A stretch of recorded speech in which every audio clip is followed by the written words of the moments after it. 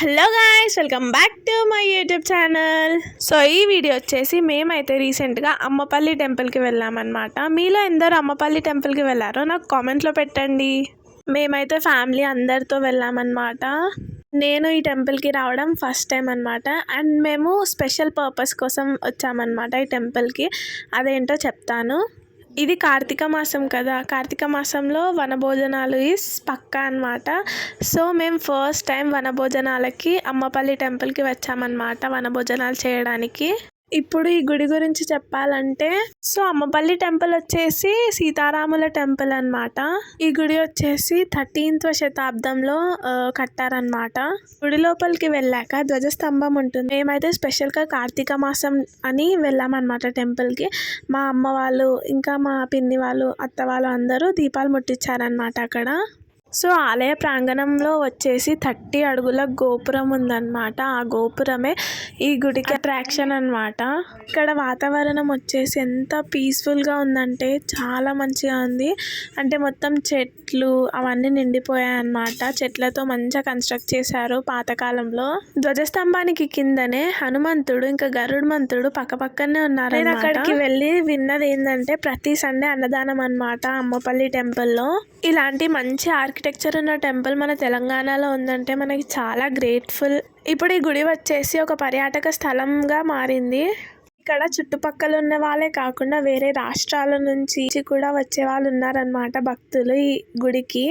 మేము ఈ గుడి దర్శనం అయ్యాక ఈ చెరువు దగ్గరికి వచ్చామన్నమాట. ఇక్కడ ఉన్న చెరువు ఇంకా చుట్టుపక్కల మొత్తం గ్రీనరీ ఎంత బాగుండే అంటే సీనరీ చాలా బాగుండే. ఈ టెంపుల్ వచ్చేసి ఒక ఫోటోషూట్ ప్లేస్ అనమాట. చాలా బాగుంటుంది ఫోటోషూట్కి మాత్రం. మేము వెళ్ళినప్పుడు అయితే చాలానే ఫోటోషూట్స్ అయ్యాయి. Wet shoot, maternity shoot and అట్లా. సో మేము కూడా కొన్ని ఫోటోలు దిగాలి కదా, అంటే అమ్మపల్లికి వచ్చాము అని స్టేటస్లో స్టోరీలో పెట్టుకోవడానికి. మేము కూడా ఫొటోస్ దిగి ఇంకా వచ్చేసామన్నమాట గుడి నుంచి. మేమైతే వనభోజనాలు చేయడానికి ఒక మంచి చెట్టు కింద ఉన్న ప్లేస్ చూసుకున్నాం అన్నమాట. టెంపుల్ ఆర్కిటెక్చర్ ఎలా ఉందో కామెంట్లో పెట్టండి. సో యాక్చువల్లీ వనభోజనాలు అంటే ఏంటి, ఈ వనభోజనాలు కార్తీక మాసంలోనే స్పెషల్గా ఎందుకు చేస్తారో ఒకవేళ మీకు తెలుసుంటే నాకు కామెంట్లో పెట్టండి. అవి చదివి నేను కూడా కొంచెం నేర్చుకుంటాను.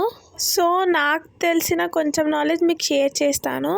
వనభోజనాలు అంటే మన ఫ్రెండ్స్తో ఫ్యామిలీతో అందరితో కలిసి ఒక చెట్టు నీడలో భోజనం చేయడమే అది వనభోజనం అనుకుంటున్నాను నేను.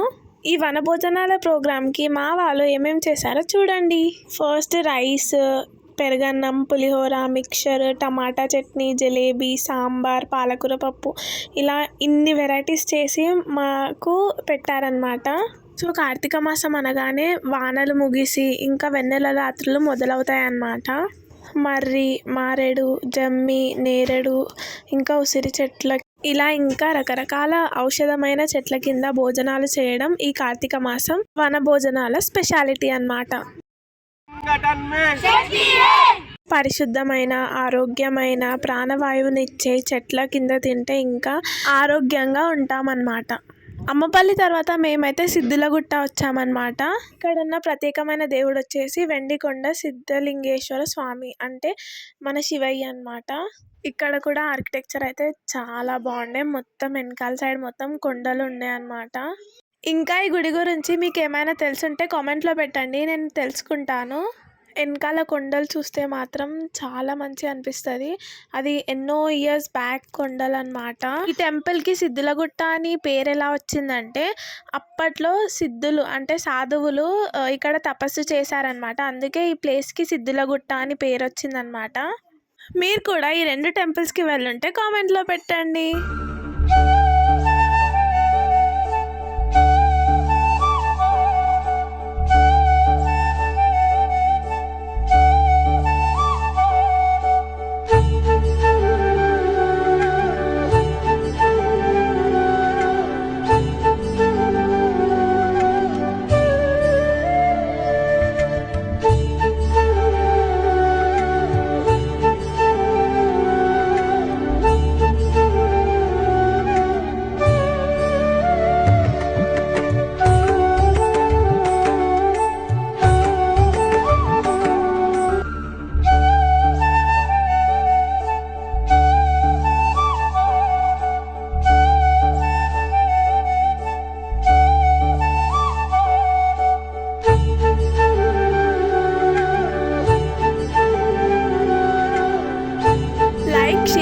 and subscribe. Thank you for watching.